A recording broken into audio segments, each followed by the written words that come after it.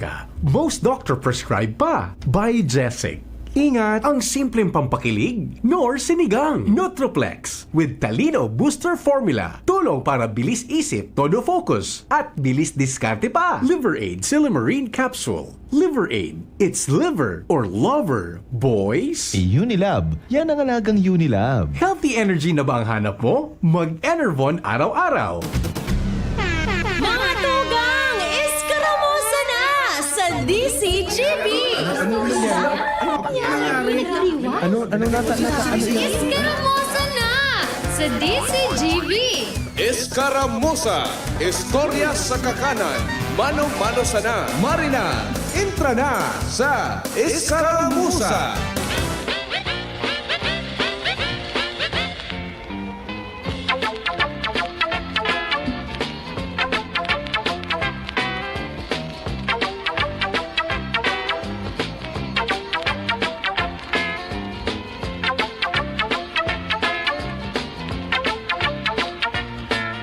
Nom Nem!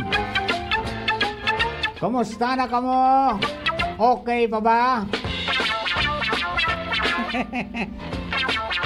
Sa mga kabarangay po niya to, ako sa lingkod, Mardila Daing Iba, welcome to Escaramuza.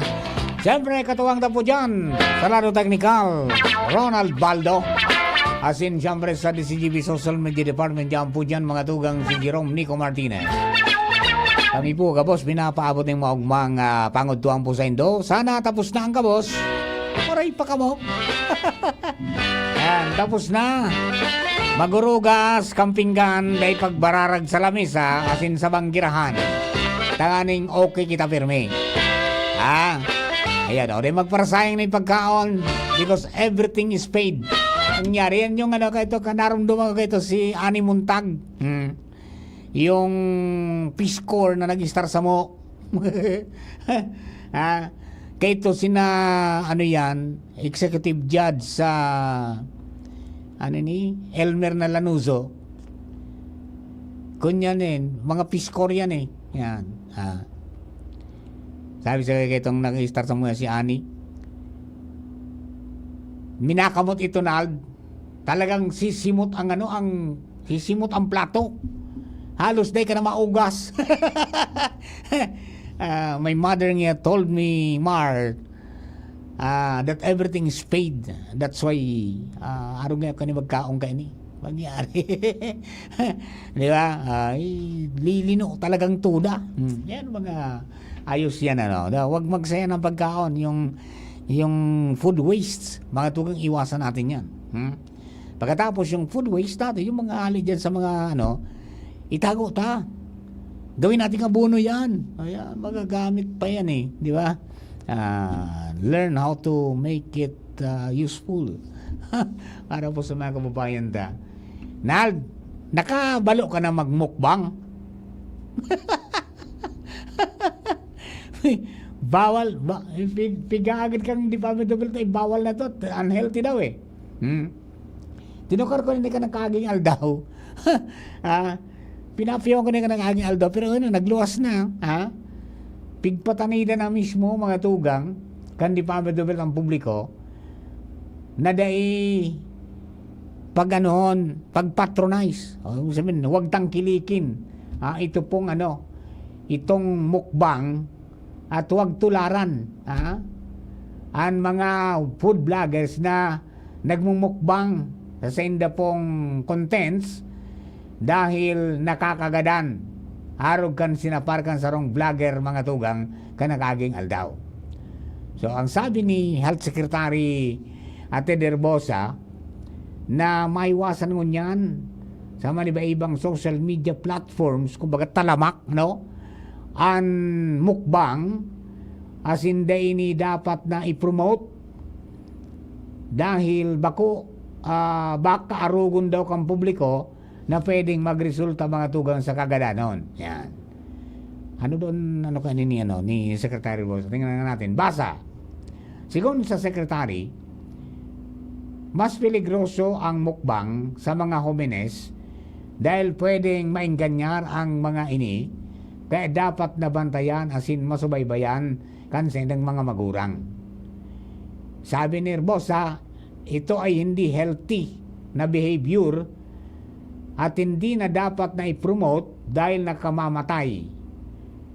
Itong iba ngayon na ugma pag nakahiling pero dahil hindi na sasabutan asin naaraman na naapektarana ang pag-iisip ninda.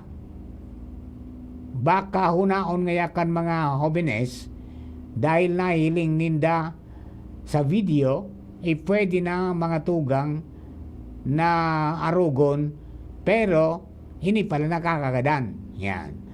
Sinabi ni Herbosa na ang pagmumukbang sarong klase ni eating disorder.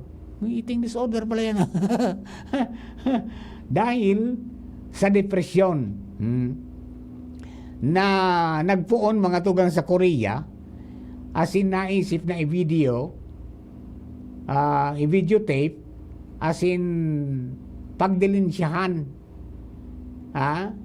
na sabi nga ni paglipas ka mga panahon inarog na sa manibaibang mga nasyon. Ano pala sa Korea, no? Iguang epekto sa naghiling ang mukbang dahil mas dakula man ang posibilidad na arugon ini kaya dapat na pag-adalan daw kang gobyerno kung paano ini mapabugulan asin may pagbabawal. May mareklamo kay Ninald. Masarabi naman so ano ngayon freedom of expression sabi ni Herbosa piglalauman daw na kapag pinugulan ang pagmumukbang ipipirit ka mga vlogger na ini parte kan freedom of expression kaya dapat na pag-isipan daw kimaray kung paano makukurtar ini. Sabi pa ni Herbosa yung ganoon mo mukbang yung overeating minakaraon ngayon paing gustong pagkaon pero sabi kang iba di man yung gikaon ka boss parang nga itching man sa nga ito sa video. Kaya lang naalarma talaga so di pa may doble. Tapos sabi ko hindi ka nagkaagibang aldaw pig-istorya ko ini sa Indo na may kunyan may nagadan na vlogger yung nagmukbang na vlogger namatay pero di maliwanag kung ano kinagadan niya dahil sa pagmukbang talagang may hilang na dati ayan. Yan po sabi sa mga kababayan natin. Okay. Yan, Mapamar, magandang tanghali. May update na ba kung nasaan na si Kibuloy? Nangyari, hindi ko nakikita May 10 million na nga na reward, pero dahil pa nahanap. Dahil pa nagluluwas. Kaya magkakasubago na dangog ko, si Presidente Bongbong Marcos mismo nangapuda na mga tugang kay Kibuloy na magpailing ka na ngaya pastor magpailing ka na ngaya di ka na magtago sunodin mo ngaya ang batas sunodin mo ang lay yan po ang yan po ang sabi magsunod sa lay imbis na questionon mga tugang sa mga pribadong persona na nagtabang para sa ikakadakop kay ni pigkos yung mga abogado na dapat nga ang reward dali nga sa kabankang gobyerno dapat nga hali sa intelligence fund bako nga yang hali sa pribado na abo nga yang bangitong kung si Rizay yan sabi niya imbis nga yung questionon mo nga so mga pribadong persona na nagtabang para madakop ka magsuko ka na. Magsunod ka sa lay. Yan. Inang simbag kang presidente, mga tugang sa pag-question kang kampo ni Kibuloy sa mga pribadong individual na nagtangro ng 10 million reward asin kung nag-ako daw ng donasyon ng gobyerno hali sa pribadong sektor. Ayan, pero sabi ni presidente, mga maraot dyan. Sa pagtabang kang private sector, kang pribadong namamanwaan sa gobyerno para madara sa korte ang sarong wanted na tawo. Yan, okay? So, yan po tabi nagngalas ang presidente kung nga daw perming pigi-question kang kampo ni Kibuloy ang motibo kang gobyerno mantang pigsusunod man sa nanya ang lay, kaya dapat nga magsunod man ini sa lay. Yan, uno na. Pagkit ng presidente iyo po yan ang mga updates o duman po sa naggapot nga ay na si Kibuloy. Dahil pa po nakukuha this of 10 million. Di ba? Ano doon nangyari rin? Para duman sa mga kabarangay niya to, magpakita ka. Yan po ang agyat ng presidente kay Kibuloy. Alright? Ayan po tabi, ayan, may development na kay, nadagit na sa Senado. Talagang day nag-aparecer talagang day nagluwas si Alice Go. Di talaga nagdumanta, unfit na siya, mentally unfit. Pero sabi, pigpaliwanag ni Escudero, ang kaiban ni Kainita, may sumpina. Yan ngaya ang ruling dyan na kapag ngaya ang korte o ang Senado, halimbawa, o ang Kamara, nagpaluwas nin sumpina, dapat nga magsunod ka. Takunday ngayaan, kasunod kang priso.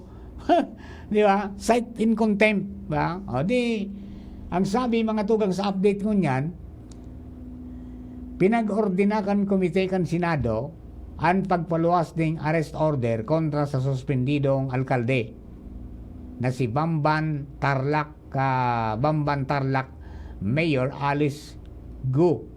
Matapos na day po mag-aparisir sa pagpapadagos kan investigasyon sa ni-raid na Pogo Hub sa iya pong Banuaan. Ang sabi, itinaon ni Senate President Pro Tempore Jingo Estrada ang arrest order kontra kay Go na inapurobaran man mga tugang ni Senador Risa Ontiveros na chairperson ng Committee on Women, Children, Family Relations, and Gender Equality. Ang sabi man ni Senador Sirwin Gatchalian, isite in dahil ngayon magiging kompleto ang mga hearing kung wala ang mga personalidad na ini. Sabi, sabagay nagsabi ba kasi Senador Escudero na pipirman niya ang kunyan, ang sumpina. Yan po tabi ang kunya ng mga development kunya na udto. Ang nangyari, nagmatagas talaga si Alice. Hindi talaga